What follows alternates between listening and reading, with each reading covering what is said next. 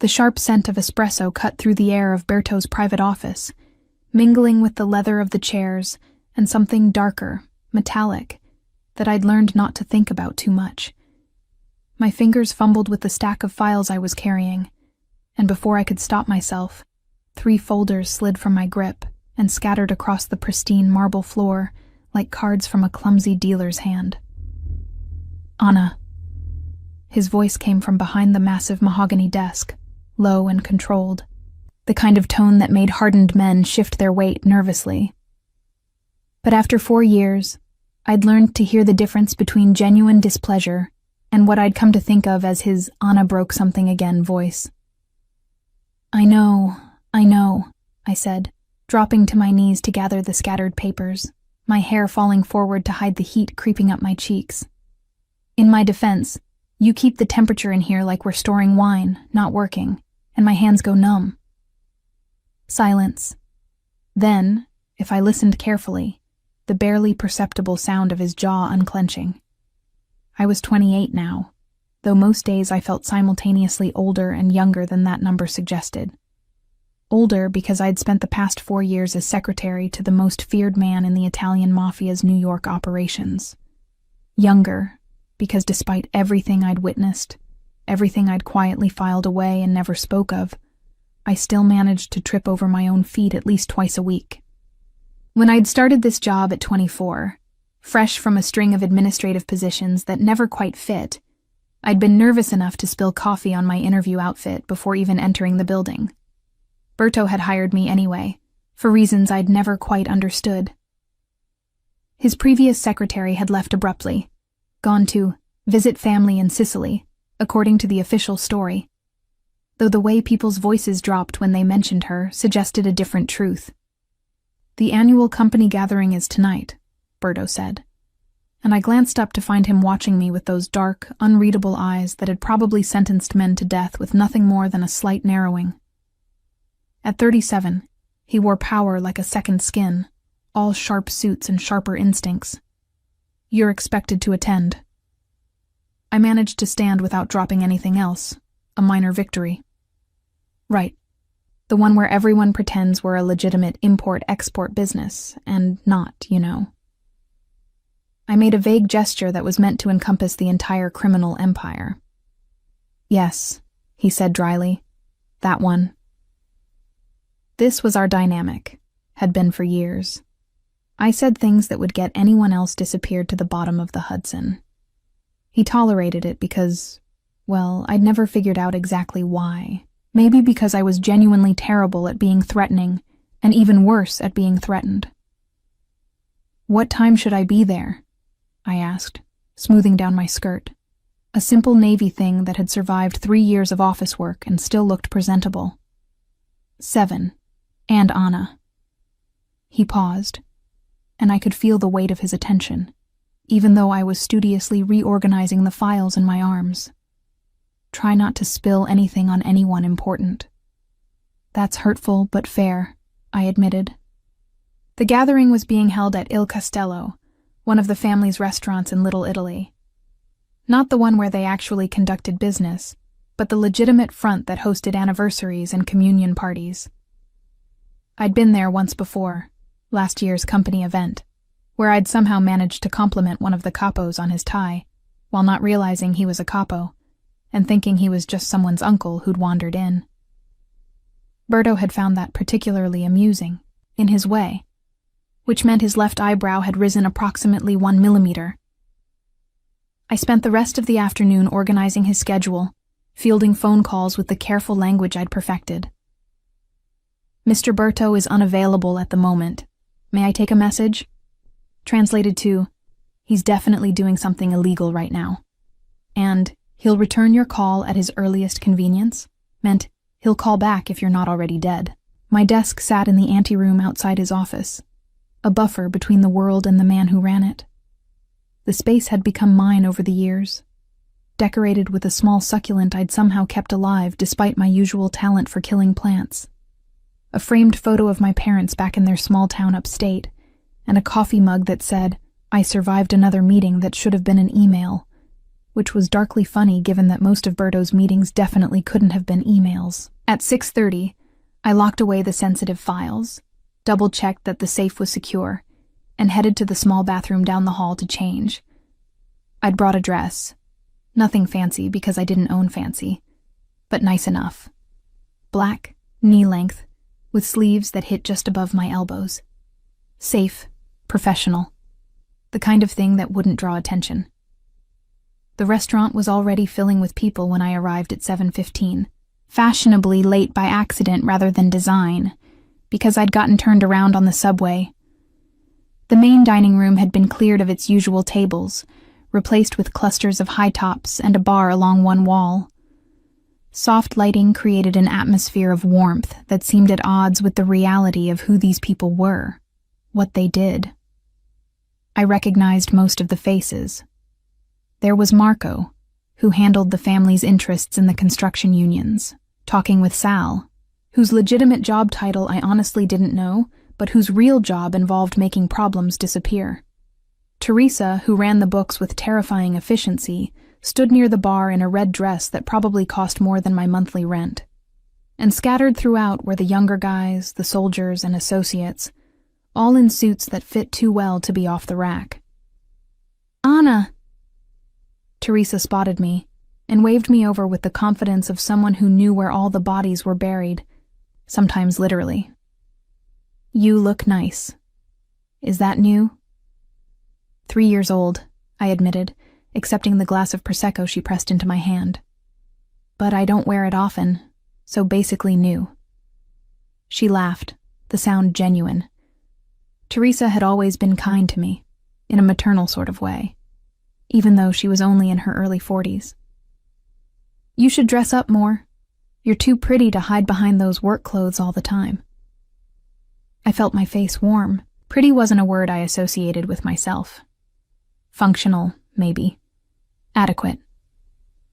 I had straight brown hair that never quite did what I wanted, brown eyes that were nice enough but nothing special, and a face that my mother called sweet, which I'd always suspected was code for not particularly memorable. "Where's the boss?" I asked, scanning the room out of habit. Berto's presence was usually obvious, a gravitational pull that drew attention even when he was trying to blend in. "Not here yet," Teresa said. "Probably making an entrance. You know how he is." I did. Berto timed everything precisely, including his arrivals. It was a power play, making people wait, but also strategic. He liked to observe who arrived together, who gravitated toward whom, reading the social dynamics like others read stock tickers. The next 20 minutes passed in a blur of small talk and awkward smiles. I'd never been particularly good at social events, always feeling like I was performing a role I'd only half memorized. Someone asked about my weekend plans, and I mentioned maybe finally painting my bathroom, which earned me a confused look, because apparently normal people had more exciting leisure activities. I was contemplating whether it would be rude to leave after exactly 1 hour when I felt it, that particular quality of attention that meant Berto had arrived. The room didn't go quiet. Nothing that obvious, but there was a shift, a realignment of focus. He stood near the entrance in a charcoal suit that probably cost more than my car, if I'd owned a car. His dark hair was styled back, emphasizing the sharp angles of his face, and his eyes swept the room with the same careful assessment he brought to everything. Our gazes met across the space, and I felt the familiar flutter of nerves that hadn't diminished even after 4 years. Not fear, exactly. More like standing too close to something powerful and unpredictable. A storm or a wild animal, beautiful and dangerous in equal measure. He gave a slight nod, acknowledgement that he'd registered my presence, then turned to greet someone important I didn't recognize. I seized the opportunity to escape toward the restroom, suddenly needing a moment away from the intensity of the room, the weight of all these secrets wrapped in expensive suits and false smiles. The hallway leading to the bathrooms was quieter. Blessed relief. I leaned against the cool wall for a moment, pressing my Prosecco glass to my cheek, when I heard footsteps. "Excuse me, miss?" I turned to find a man I didn't recognize, probably mid-30s. with sandy brown hair and an uncertain smile. He wore a gray suit that marked him as someone's guest rather than family, and his whole demeanor screamed lost. "Hi," I said, my natural instinct to be helpful overriding any sense of caution. "Can I help you with something?" "I'm looking for the bathroom." He said it like a question, gesturing vaguely. "This place is like a maze." "Oh, sure, it's just down there." I pointed. "Second door on the right. The first door is a closet, which I only know because I definitely didn't accidentally open it looking for the bathroom last year." He laughed, a genuine sound that made me smile in response. "Thanks. I'm David, by the way. I'm here with my uncle. He does something with shipping?" "Anna," I said, because it seemed rude not to. "I work in the main office. Administrative stuff." "Well, Anna, you're a lifesaver." He started to walk away, then paused. "Hey, would you want to grab a drink? I don't really know anyone here and you seem nice." Before I could explain that I, A, was terrible at small talk, B, had already committed to my 1-hour minimum attendance, and C, wasn't actually looking to socialize, I heard myself say, "Sure, okay," because apparently my mouth operated independently of my brain at social events. We walked back to the main room together, and I let him guide me toward the bar, his hand hovering near my elbow without quite touching. The bartender, Carlo, who I'd helped file his daughter's college application last month, gave me a knowing smile as he poured 2 glasses of Prosecco. "To new friends," David said, raising his glass. "To not accidentally opening closet doors," I replied, and we clinked glasses, both laughing. I didn't see Berto watching from across the room. Didn't notice the exact moment his gaze locked onto me and David. Didn't register the way his jaw tightened or his fingers stilled on his own glass. Didn't realize, in my oblivious attempt at being sociable, that I'd just triggered something I didn't understand in a man who'd spent 4 years keeping his distance. All I knew was that David was telling a funny story about his uncle's shipping business, something about a container of rubber ducks that got mixed up with industrial supplies, and I was genuinely laughing, the kind of laughter that made my shoulders shake and my eyes crinkle. It was just a moment. Just a simple, innocent moment of human connection at a party where everyone else was calculating angles and measuring power. But sometimes, I would learn, moments are all it takes to change everything. The thing about working for Berto for 4 years was that I'd become fluent in his silences. There was the focused silence when he was reading contracts, the dangerous silence before he gave an order that would ruin someone's life, and the contemplative silence when he was 3 moves ahead of everyone else. What I hadn't encountered before, in all those years, was this particular quality of silence. The kind that felt like pressure building before a storm, like the air itself was holding its breath. I felt it the moment I walked into the office Monday morning. "Good morning," I said, as I did every morning, setting his espresso on the corner of his desk with the precise care of someone who'd learned that everything in this office happened exactly so. "You have a conference call at 9 with the Chicago people, lunch with your accountant at noon, and Marco wants 10 minutes sometime this afternoon about the Brooklyn situation." Berto didn't look up from the document he was reading. "Cancel lunch." I paused, my hand halfway to my notepad. In 4 years, Berto had never canceled a meeting with his accountant. Taxes were sacred, the one thing that had taken down bigger men than him. Should I reschedule or just cancel it?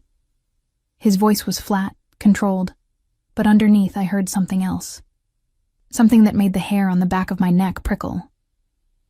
"Okay," I said slowly. "Is everything all right?" Why wouldn't it be? It was a dangerous question, the kind that in this office meant back off, but I'd never been particularly good at reading warnings. "You seem tense?" He finally looked up, and the intensity of his gaze made me take an involuntary step back. "Tell me about Saturday night." My mind went blank. Saturday. The party. Oh. What about it? You seemed to enjoy yourself. It wasn't a question, but it felt like one anyway. I tried to replay the evening in my head, searching for whatever had triggered this interrogation. "It was nice," I said carefully. "Teresa looked beautiful. The food was good. I only stayed about an hour." "You left with someone." The words dropped between us like stones. I stared at him, confused. "I left by myself. I took the subway home like always." Before that, his jaw tightened almost imperceptibly. "The man at the bar. David." Understanding dawned, followed immediately by the absurdity of the situation. "The guy who was lost?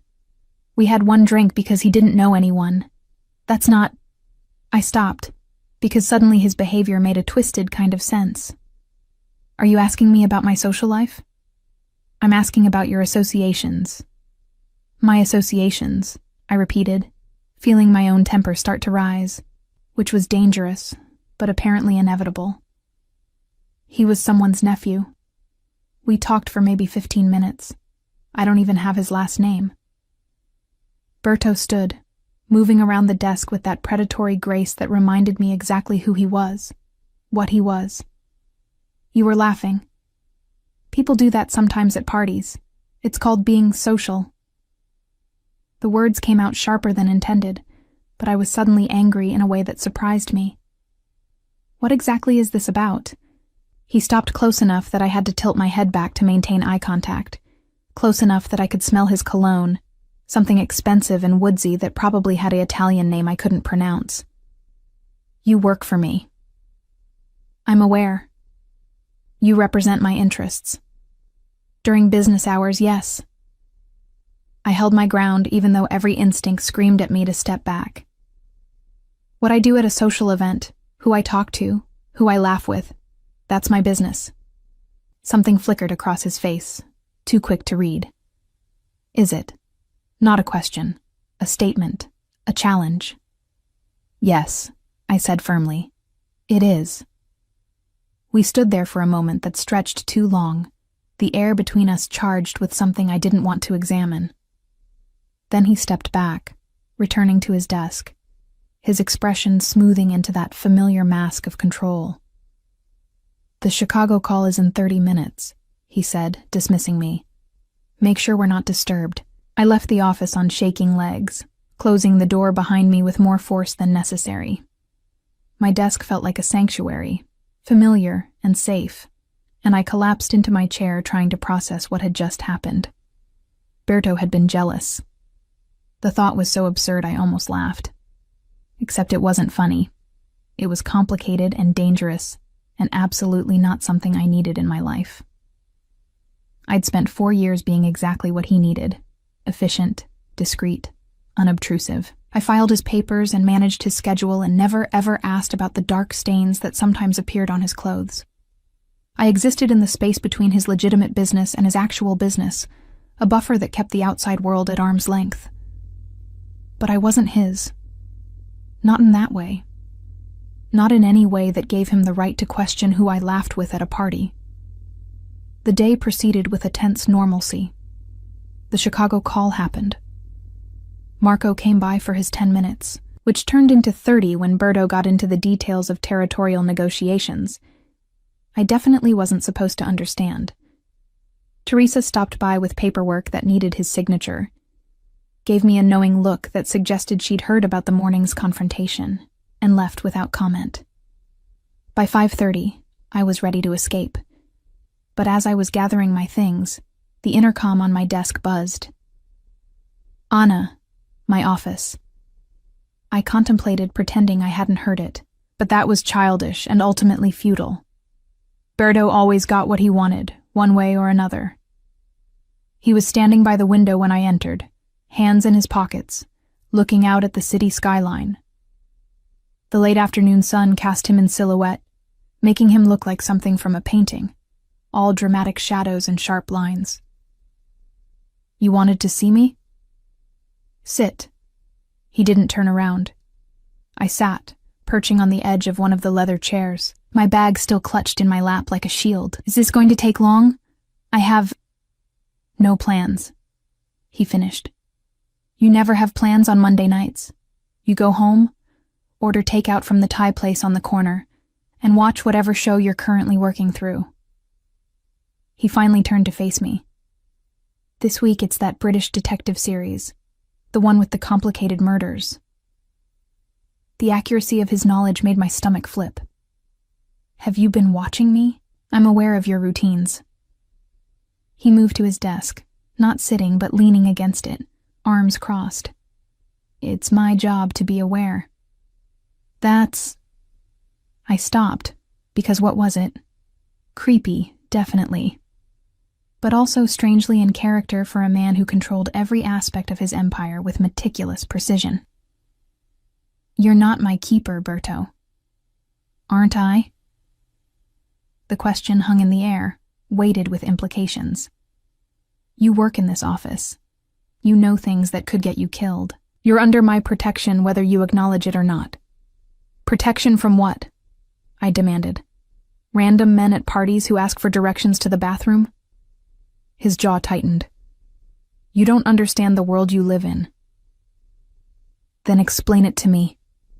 I stood, tired of sitting, tired of being talked down to. Because from where I'm standing, you're angry about something that wasn't even a thing. I had one conversation with one person at a party you told me to attend. That's it. There's nothing more to explain. You smiled at him. The words came out low, almost reluctant, and I stared at him in disbelief. So, you smiled at him the way you smile when you're telling one of your jokes. He pushed off the desk, closing the distance between us again. The way you smile at me when you think something is genuinely funny. Understanding crashed over me like cold water. This wasn't about protection or propriety or representing his interests. This was about something else entirely, something I'd never considered in 4 years of working together. Berto, I said carefully, I smile at lots of people. That's just, my face does that sometimes when I'm not being anxious or awkward. Not like that. His voice was quiet, intense. Not with that specific warmth. I opened my mouth to argue, then closed it. Because what could I say? That I'd never noticed? That I didn't mean anything by it? That he was reading too much into a basic social interaction? All of those things were true. But they also sounded hollow, even in my head. This can't happen, I said finally. Whatever you think you're feeling, whatever this is, it can't happen. I'm not asking for anything. Aren't you? I echoed his earlier question back at him. Because it feels like you're asking me to account for my smiles, my conversations, my private life. That's not nothing, Berto. He was quiet for a long moment, and in the silence I could hear the city below, the distant sirens and car horns that formed the constant soundtrack of New York. Finally he said, You're right. I blinked, surprised. Berto didn't admit to being wrong, not about anything. I am? This was inappropriate. He stepped back, creating distance, and I felt the loss of his proximity like a physical thing. It won't happen again. Relief and something else. Something I refused to examine. Washed through me. Okay, good. So we can just forget about this? Yes. But he was lying. I could hear it in the way the word came out too quickly, too firm. We both knew nothing about this situation was forgettable. I left his office feeling unsettled, the familiar space suddenly foreign. The elevator ride down felt longer than usual, and by the time I reached the street, I was questioning everything. Had I been blind? Had there been signs I'd missed? Or was this truly as sudden for him as it was for me?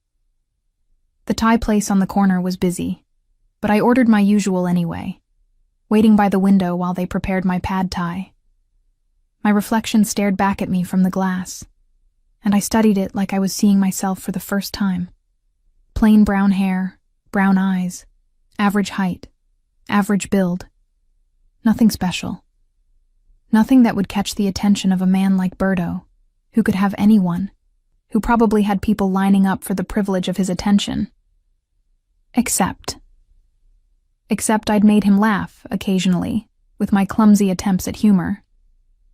I'd seen him relax, marginally, when I brought his morning espresso exactly how he liked it.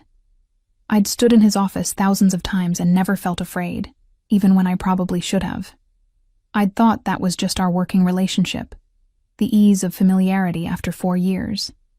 But maybe he'd thought it was something else. The food arrived in a plastic bag that was too hot to hold comfortably, and I juggled it on the subway ride to my apartment in Brooklyn. The commute gave me time to think, to try to sort through the tangle of confusion and concern, and if I was honest, a tiny flicker of something else. Because Berto Castellano, the feared head of the Italian Mafia's New York operations, had been jealous over me. Anna, the secretary who couldn't walk across a room without tripping, who made awkward jokes to diffuse tension, who'd survived 4 years in his orbit by being exactly what he needed and nothing more. It should have been terrifying. It should have sent me running. Instead, as I climbed the 3 flights to my small studio apartment, I found myself wondering what it meant that some part of me wasn't entirely opposed to the idea. The next morning, I woke up to 17 missed calls.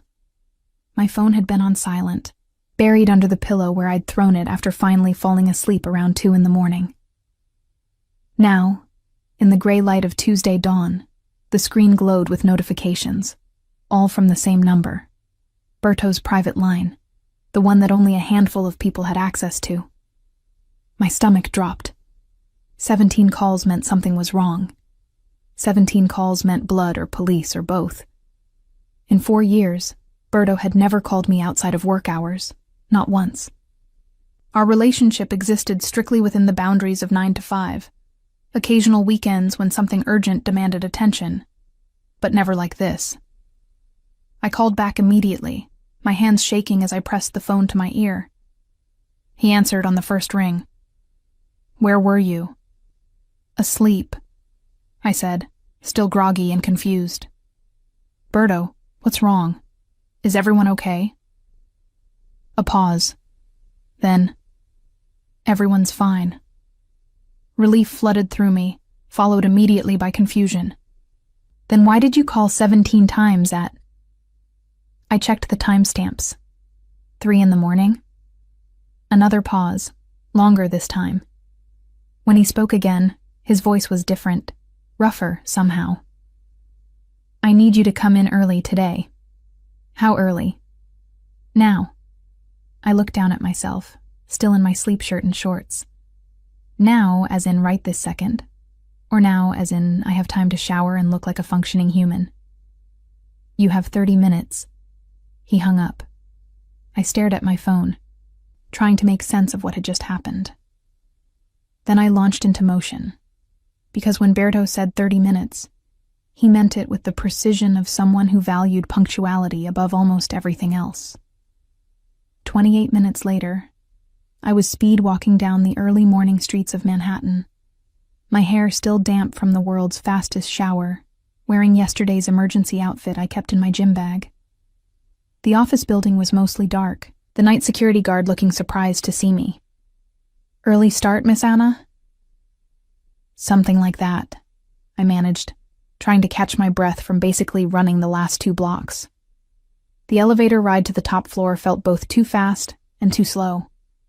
I'd had no time to prepare, no time to think through what this meant or what I was walking into. The only thing I knew for certain was that something had shifted, irrevocably, and we couldn't pretend otherwise. Berto's office door was open, light spilling into the otherwise dark reception area. I found him at his desk, though found suggested surprise, and there was nothing surprising about his presence. He looked like he'd been there all night, his jacket discarded, sleeves rolled up, tie loosened. The first time in 4 years I'd seen him anything less than perfectly composed. "You're here," he said, and I couldn't read his expression. "You told me to be."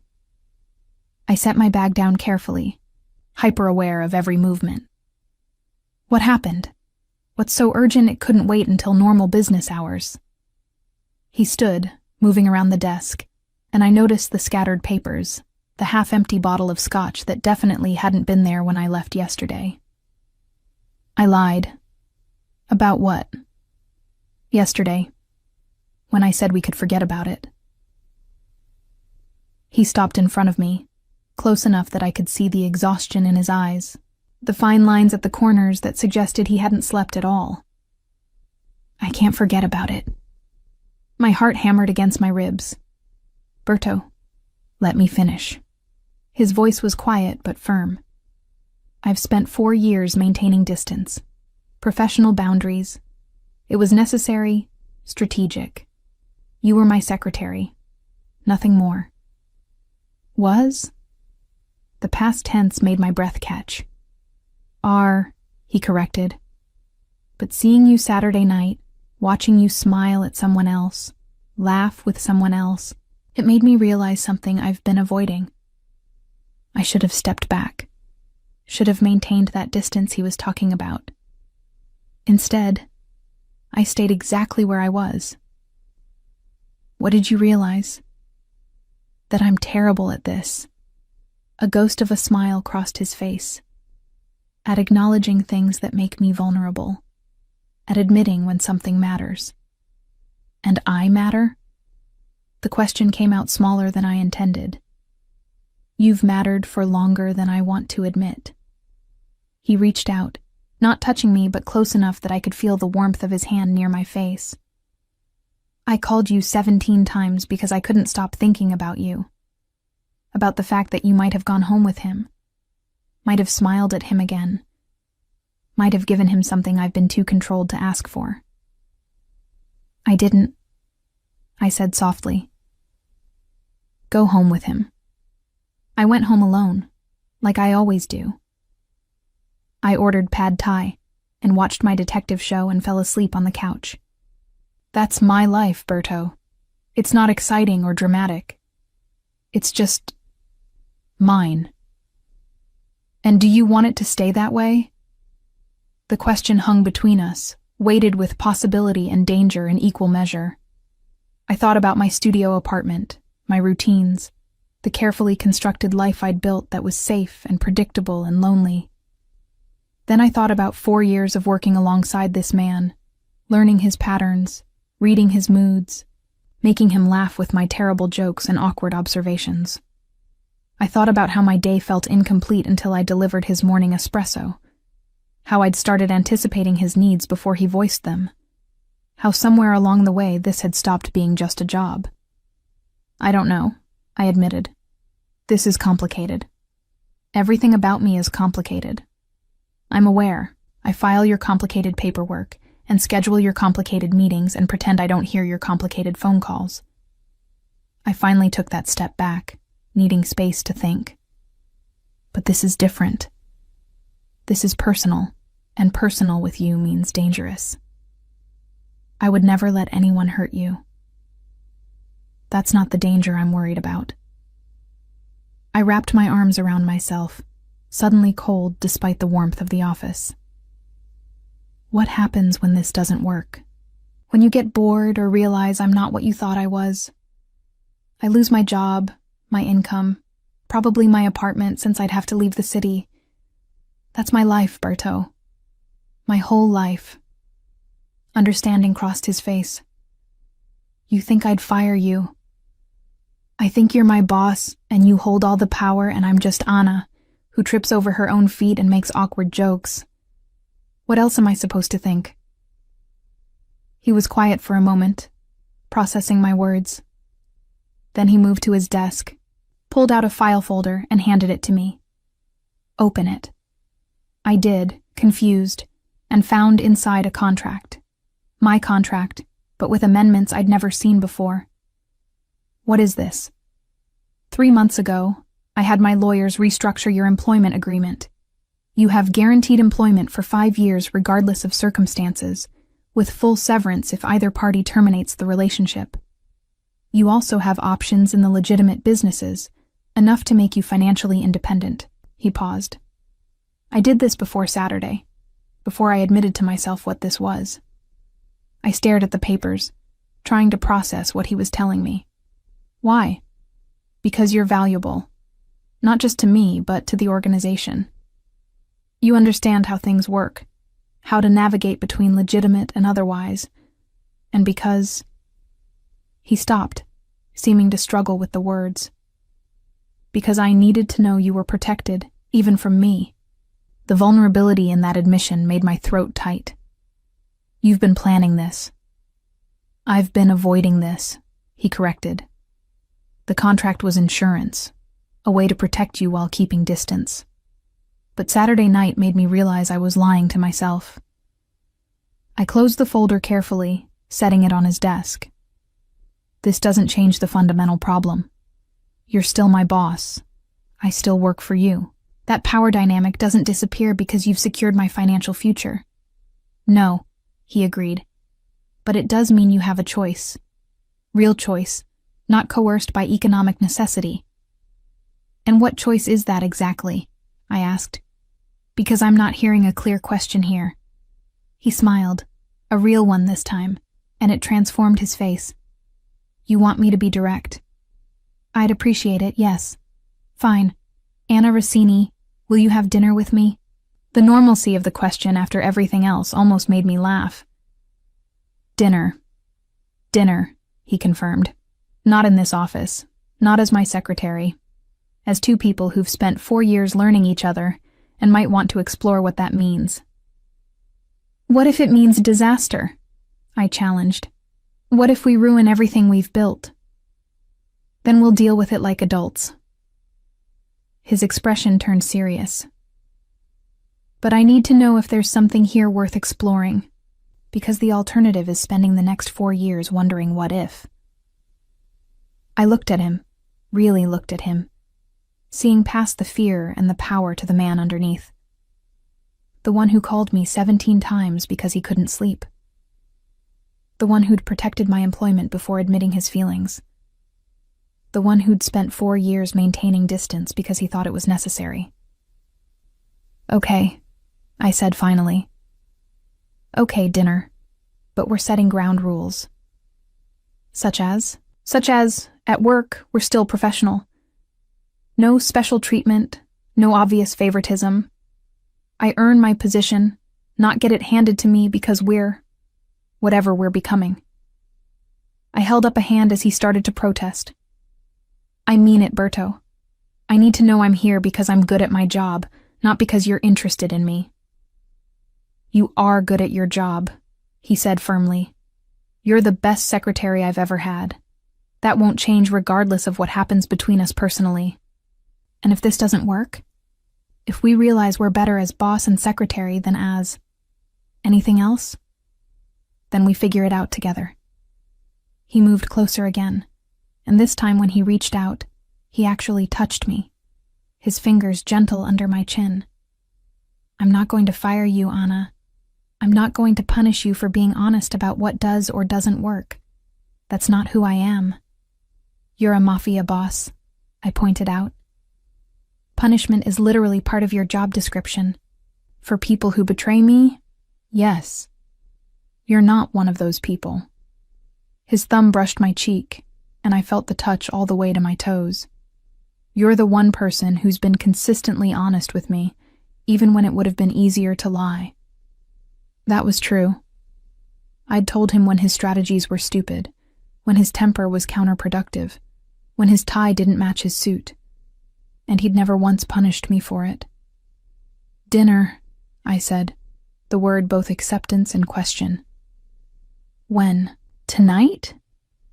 At my surprised look, he added, unless you have plans. You know I don't have plans. I tried to sound annoyed but couldn't quite manage it. Fine. Tonight. But somewhere normal, not some place where everyone knows who you are. There's nowhere in this city where people don't know who I am. Then we go to Brooklyn, my neighborhood, where people care more about rent prices than organized crime. He considered this. Brooklyn. Your territory. Yes. And we're taking the subway. Now he looked genuinely alarmed. The subway. Unless you want me to believe you're afraid of public transportation. I smiled sweetly. Or is the great Berto Castellano too important for the F train? I'm not afraid, he said, rising to the challenge. Fine. Subway, Brooklyn, your choice of restaurant. Good. I grabbed my bag, suddenly needing to escape before the reality of what I'd just agreed to could catch up with me. I need to go pretend to work now and not think about the fact that I just agreed to go on a date with my mob boss. Technically, we've been working together for years, he pointed out. This is just adding another dimension. A terrifying dimension that could get me killed by jealous rivals or arrested as an accessory or... Anna. His voice cut through my spiral. Breathe, I breathed. Sorry. I panic when things get weird. I've noticed. His expression softened. We'll take this slow. One dinner. One conversation. Nothing has to be decided tonight. Except whether you can handle the subway, I couldn't resist adding. I've killed men for less insolence. But not me, I said with more confidence than I felt. But not you, he agreed. And there was something in his voice that made my stomach flip. I left his office feeling simultaneously terrified and exhilarated, like I'd just jumped off a cliff with no idea if there was water below. The sun was just starting to rise, casting the city in shades of gold and pink. And for the first time in 4 years, I had no idea what came next. All I knew was that tonight, I had a date with the most dangerous man I'd ever met. And I was actually looking forward to it. Berto did, in fact, survive the subway. Though survive might be too strong a word for the experience of watching a man accustomed to private cars and drivers navigate the crowded, delayed, overheated chaos of the F train during evening rush hour. He stood the entire ride despite available seats, his hand wrapped around the pole with the kind of white-knuckled grip that suggested he was fighting every instinct to call his driver. You're doing great, I said encouragingly as we lurched to a stop at Bergen Street. I hate this, he replied, but there was a hint of amusement in his voice. Everyone hates this. That's part of the authentic Brooklyn experience. I led him up the stairs to street level, into the warm September evening. There's a Greek place 2 blocks from here. Small, family-owned, incredible food. And most importantly, nobody there knows who you are. You're certain? The owner thinks I work in insurance, which, technically, I kind of do. Just very specialized insurance. The restaurant, Dimitri's, was exactly as I'd described. Small, crowded, with mismatched tables and a menu written on a chalkboard. The owner, an elderly Greek man with a magnificent mustache, greeted me with his usual enthusiasm. Anna, my favorite customer. And you bring a friend, excellent. He turned to Berto, clearly delighted. You are a lucky man, this one. She appreciates good food. Berto, to his credit, handled the enthusiastic greeting with grace. I'm beginning to realize how lucky. We were seated at a corner table, slightly removed from the other diners, and for a moment, we just looked at each other, the strangeness of the situation settling over us. 4 years of professional distance, and now here we were, on a date in a Greek restaurant in Brooklyn. This is weird, I said finally. Profoundly weird, he agreed, but also kind of nice. Also kind of nice, he conceded. He'd left his suit jacket somewhere, probably folded in his office, and rolled up his sleeves in a concession to the restaurant's warmth. It was the most casual I'd ever seen him, and it was doing strange things to my equilibrium. The waiter brought water and bread, and I ordered for both of us because I actually knew what was good here. Berto watched me with an expression I couldn't quite read. What? I asked, suddenly self-conscious. You're comfortable here. More comfortable than I've ever seen you in the office. I tore a piece of bread, considering this. The office is your territory. This is mine. Makes sense, I'd be more relaxed. Tell me about it, he said. Your territory, your life outside work. I know your routines, but not the context. So I did. I told him about my small studio apartment, the neighbor who played guitar at odd hours, the bodega cat I'd named, but who definitely already had a name. I told him about my parents upstate, how I called them every Sunday, how they thought I worked in legitimate import-export, and I'd never corrected them. They'd be horrified if they knew the truth, I admitted. My dad was a high school teacher. My mom worked at the library. Very normal, very safe lives. They wanted that for me too. But you chose differently. I chose a job that paid well and didn't ask too many questions about my lack of experience. I smiled.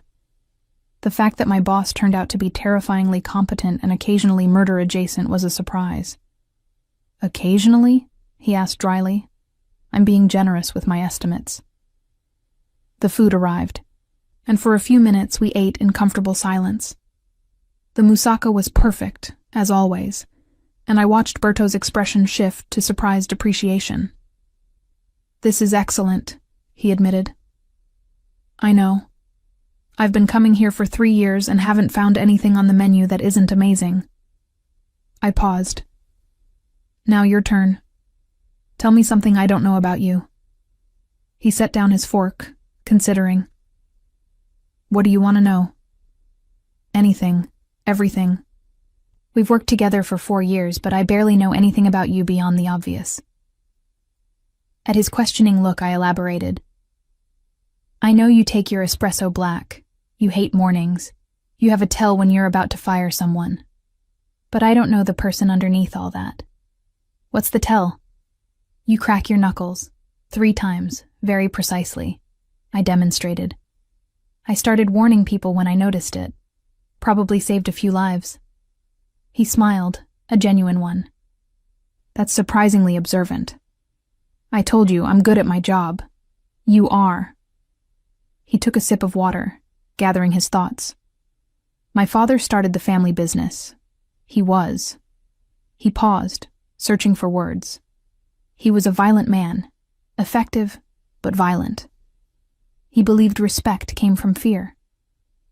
But you don't. I believe respect comes from competence and consistency. Fear is a tool, but it's not sustainable as a primary strategy. He met my eyes.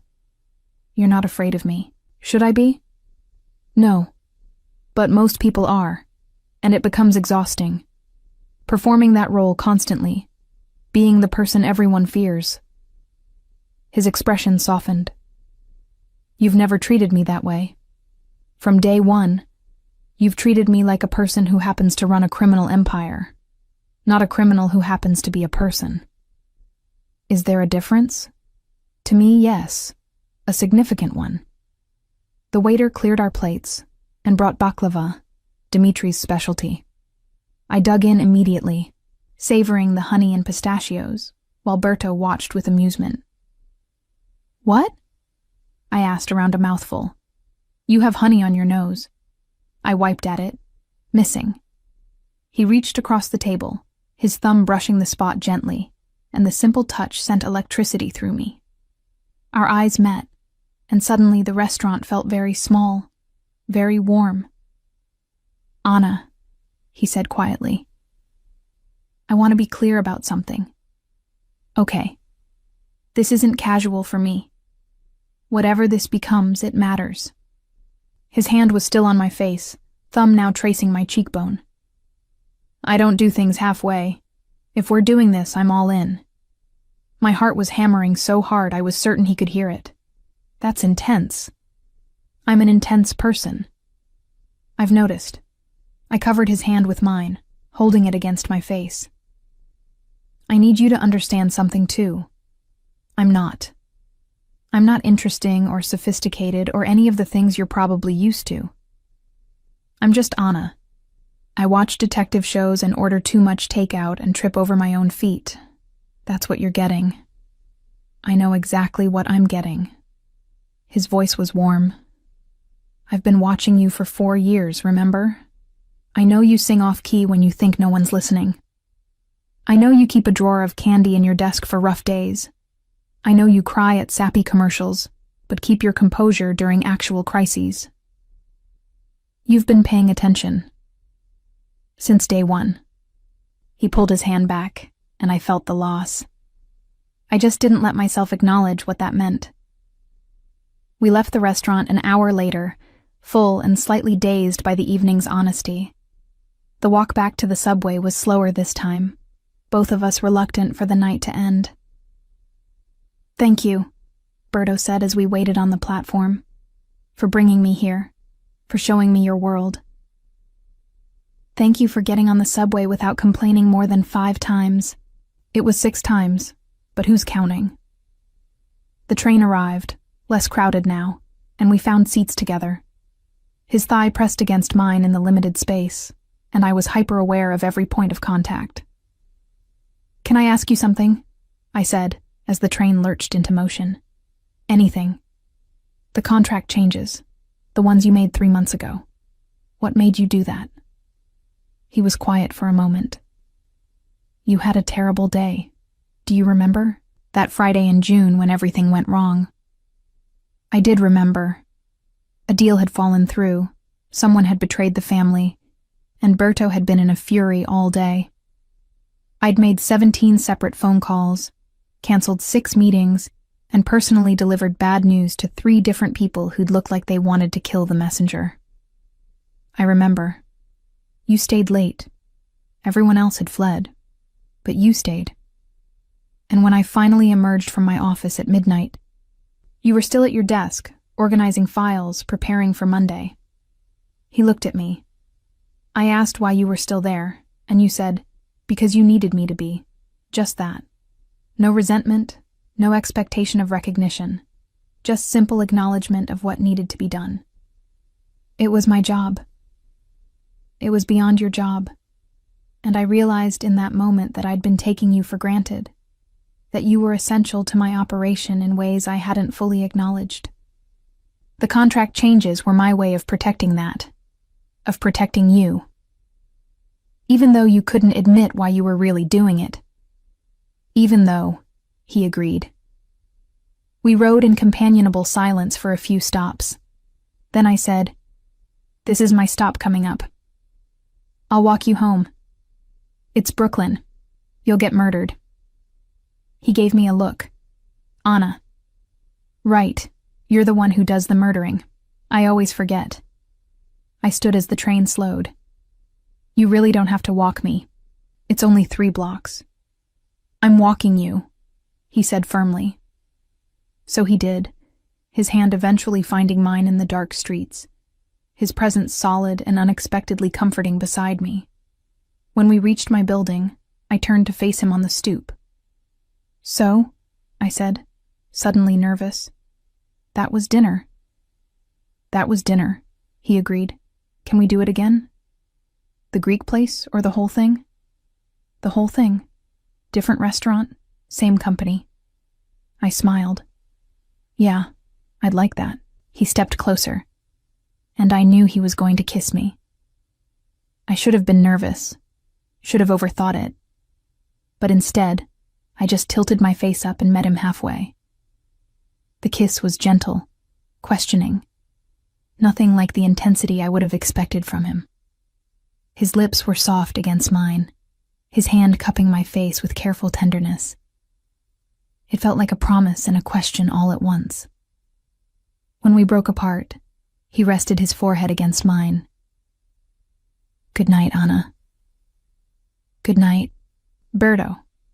I watched him walk back toward the subway, his figure eventually disappearing around the corner. Then I climbed the stairs to my apartment, let myself in, and collapsed on my couch, my fingers touching my lips where he'd kissed me. I'd just had a date with the Mafia boss, and it had been, impossibly, perfectly normal. The next 3 weeks were a study in compartmentalization. At work, we maintained our professional dynamic with only minor slips. He still barked orders. I still organized his life with meticulous efficiency. The only difference was the way his eyes would linger on me for just a moment too long when he thought no one was looking, or how my pulse would jump when his hand brushed mine passing documents. Outside work, we existed in a different reality entirely. We had dinner at a hole-in-wall Thai place in Queens. We caught a late movie at a rundown theater in the Bronx, where no one from his world would think to look. We took the subway to Coney Island on a Sunday afternoon, and I watched Berto eat a hot dog with the same precise concentration he applied to dismantling rivals. "You're staring," he said, mustard on his chin. "You have food on your face." He wiped it away with a napkin. "Better?" "Much. Though you looked more human with the mustard." "I'll try to spill more condiments for your entertainment." These moments of normalcy felt stolen. Precious. We existed in a bubble where he wasn't a crime boss, and I wasn't his secretary. Just two people learning each other's rhythms, preferences, the small details that made up a life. I learned that he was allergic to shellfish, but had never told anyone because he thought it made him look weak. That he read literary fiction in Italian before bed, translations never quite capturing the nuance. That his mother had died when he was 16, and he'd never forgiven his father for remarrying 6 months later. He learned that I'd wanted to be a teacher before student loans made that financially impossible. That I had a terror of heights masked by false confidence. That I still slept with a nightlight, because complete darkness made me anxious. "You're afraid of the dark," he'd said one evening in my apartment, noticing the small lamp I kept on. "Not afraid. Uncomfortable. There's a difference." "Tell me." So I did. I told him about being locked in a closet as a child during hide and seek, how the darkness had felt suffocating, how even now enclosed dark spaces made my chest tight. I told him things I'd never told anyone, and he listened with the same intense focus he brought to everything. "I'll remember that," he'd said simply, and I knew he would. It was week 4 when things shifted again. I was working late, organizing files for an upcoming meeting, when raised voices from Berto's office caught my attention. This wasn't unusual. Heated discussions were part of the business, but something about the tone made me pause. "You're making a mistake." Marco's voice, urgent and angry. "This weakness you're showing, it's making people question your judgment. My personal life is not your concern." Berto, cold and controlled. "It is when your personal life affects business decisions." A pause. "The girl has made you soft." The silence that followed was dangerous. I'd heard that quality of silence before, the kind that preceded violence. "Choose your next words very carefully, Marco. I'm choosing them for your benefit. The men are talking. They see you distracted, making exceptions, showing favoritism. This secretary of yours, Anna." Berto's voice was sharp. "Her name is Anna." "Anna," Marco corrected with audible disdain. "She's a liability, a weakness others will exploit." I should have stopped listening, should have given them privacy. Instead, I stayed frozen at my desk, barely breathing. "Is that a threat?" Berto asked, each word precise. "It's a warning, from someone who's been loyal to you for 10 years. You want to fuck around with your secretary? Fine. But don't let it compromise what we've built." The sound of a chair scraping back. Footsteps. Then Berto's voice, low and lethal.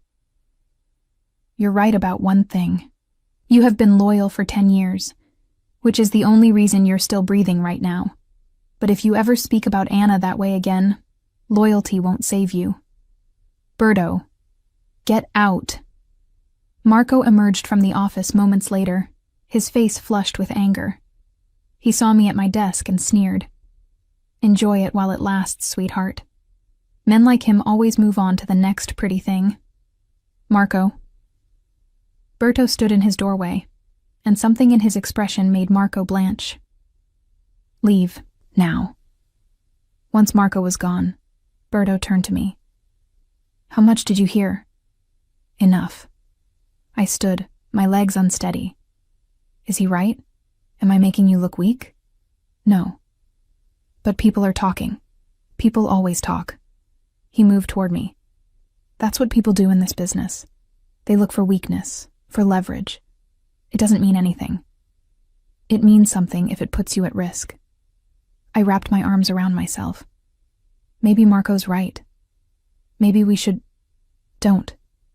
He cut me off, his hands on my shoulders. Don't let him get in your head. This is exactly what he wants. To create doubt. To drive a wedge between us. Why would he want that? Berto's expression darkened. Because he was hoping to position his nephew for greater responsibility. Your competence has made that impossible. This isn't really about you and me. It's about power and succession, and all the ugly politics that come with this life. I looked up at him, seeing the truth in his eyes. That doesn't make me less of a liability. It makes you valuable. There's a difference. His thumbs traced circles on my shoulders. I need you to trust me on this. I've survived in this world for 20 years by being smarter, more ruthless, and more strategic than everyone around me. I'm not going to let anyone threaten what matters to me. And I matter? You matter more than you realize. He pulled me closer, his forehead resting against mine. I'm not good at this. At expressing feelings. At being vulnerable. But you need to understand that you're not a distraction or a weakness. You're the only thing keeping me human.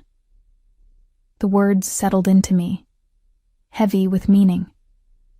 I thought about the past month, about how he'd softened in small ways, laughed more easily, shown glimpses of the person beneath the armor. Okay, I said finally. I trust you. Good. He kissed me, deeper than our previous tentative explorations, and I melted into it, letting go of the fear Marco's words had planted. When we broke apart, he said, "Stay tonight, at my place." It wasn't a question, but it felt like one.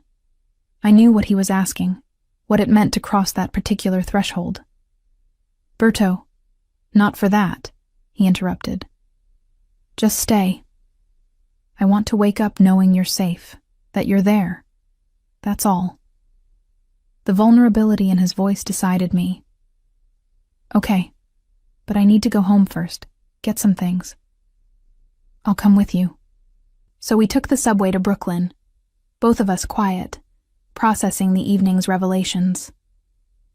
My apartment felt smaller with him in it, his presence filling the space in ways I'd never considered. "This is where you live," he said, taking in the small studio with its mismatched furniture and overflowing bookshelves. "I know it's not much. It's perfect." He picked up a framed photo from my desk. "Your parents?" "Yeah, that was taken at my college graduation." He studied it for a long moment. "You look happy." I was.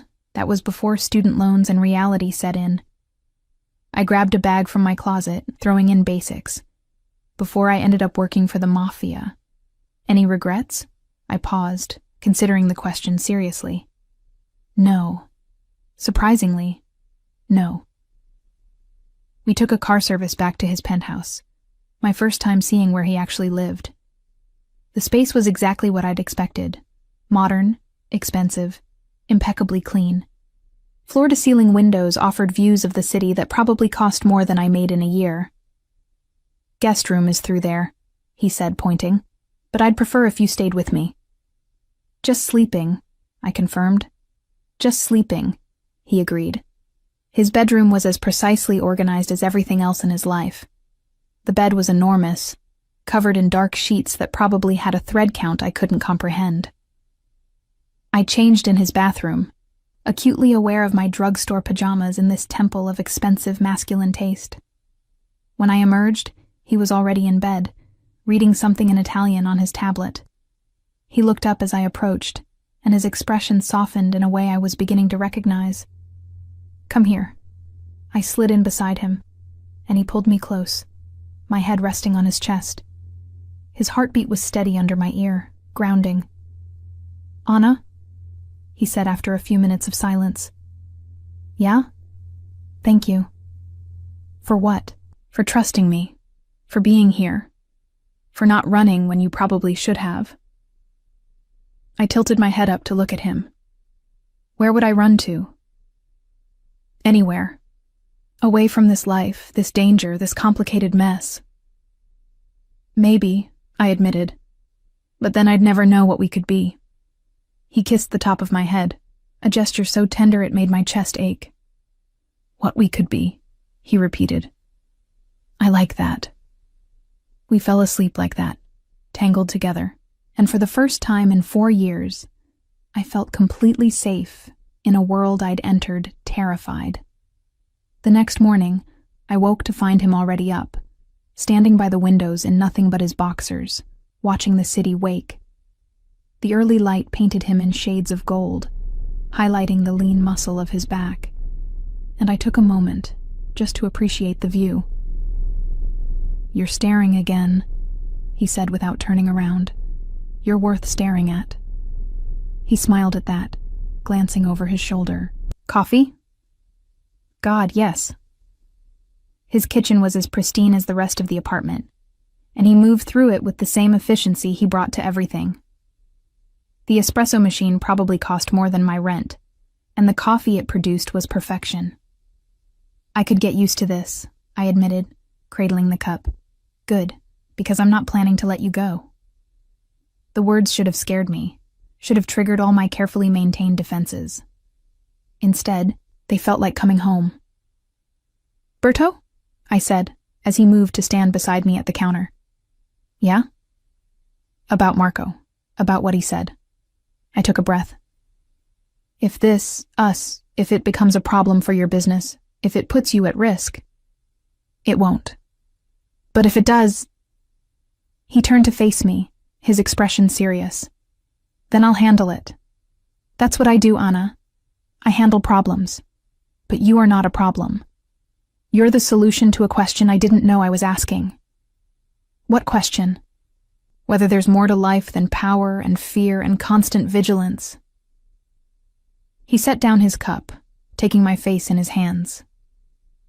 With you, I get to be just Berto. Not the boss, not the feared criminal, just me. That's worth protecting. I kissed him then, coffee-flavored and morning sweet, and felt something settle into place. This was real. Whatever we were building, it was real. And I was all in. The annual company gathering came around again, exactly 1 year after the event that had set everything in motion. This time, I arrived on Berto's arm, a statement that surprised no one who'd been paying attention, but still caused ripples through the assembled crowd. Teresa greeted us at the door with a knowing smile. About time you two made it official. Were we that obvious? I asked. Honey, he's been watching you like a hawk watches prey for 4 years. The only surprise is that it took this long. Berto's hand rested at the small of my back, possessive but gentle. Over the past 5 months, that touch had become familiar, grounding. I'd moved into his penthouse 3 weeks ago. My small studio apartment now just a memory of a life that felt increasingly distant. There they are. Marco's voice cut through the ambient noise, and I felt Berto tense beside me. Relations had been strained since that confrontation months ago, professional but cool.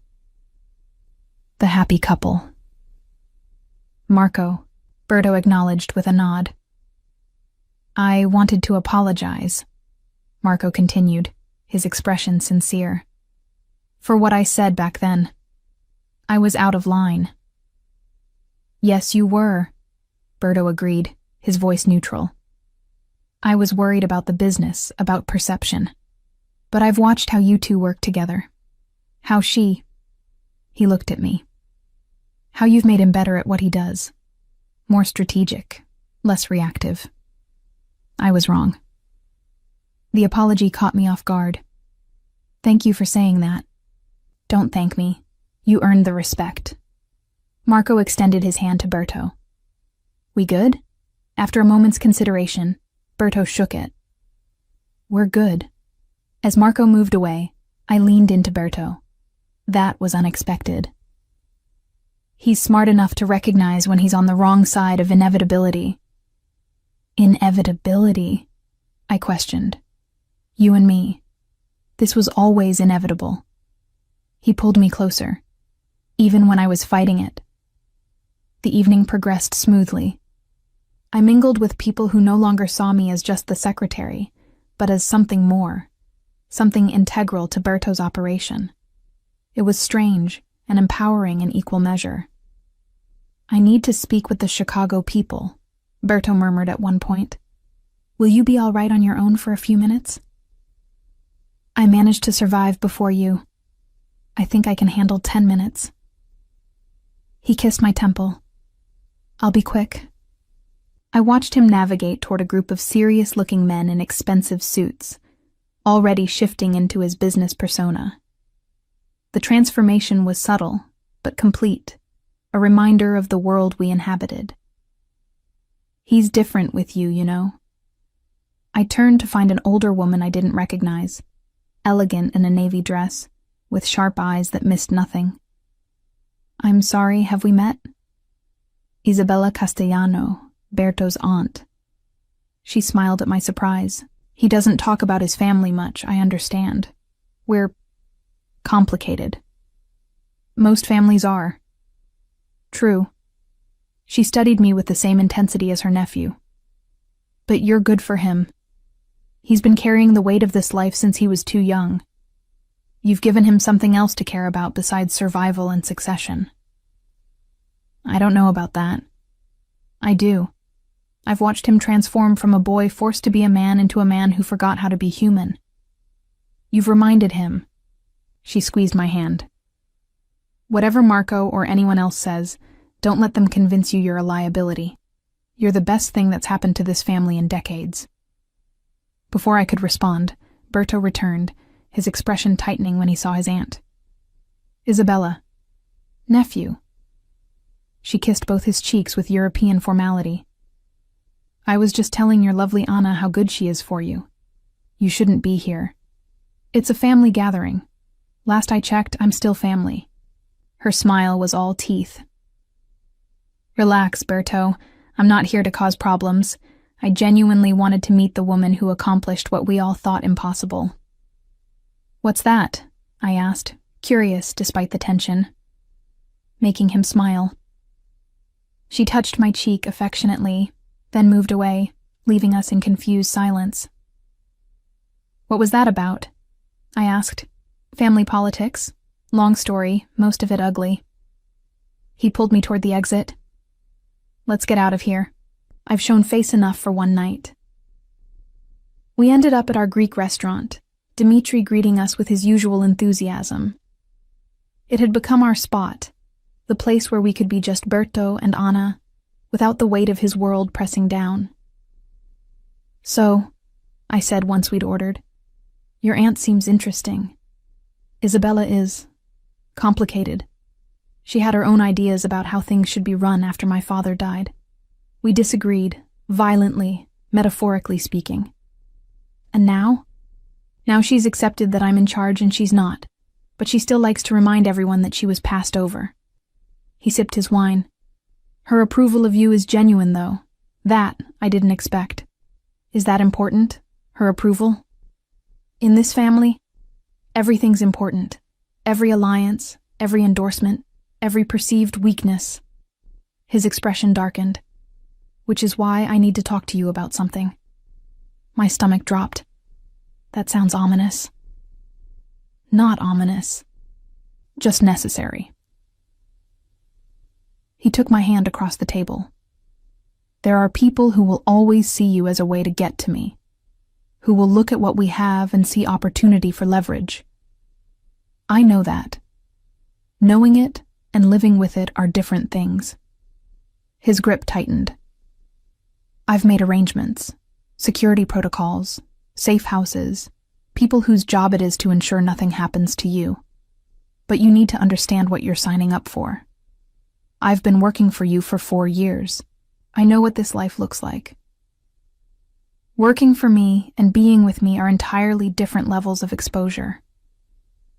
He leaned forward, intensity radiating from him. I need to know you're all in, Anna, that you understand and accept what this means. I thought about the past year, about how my life had transformed from small and safe to large and complicated, about how I'd gone from ordering takeout alone to falling asleep in the arms of one of the most dangerous men in New York. I'm all in, I said firmly. Have been since that first dinner when you survived the subway without complaining. I complained 6 times. Exactly. Showed admirable restraint. I squeezed his hand.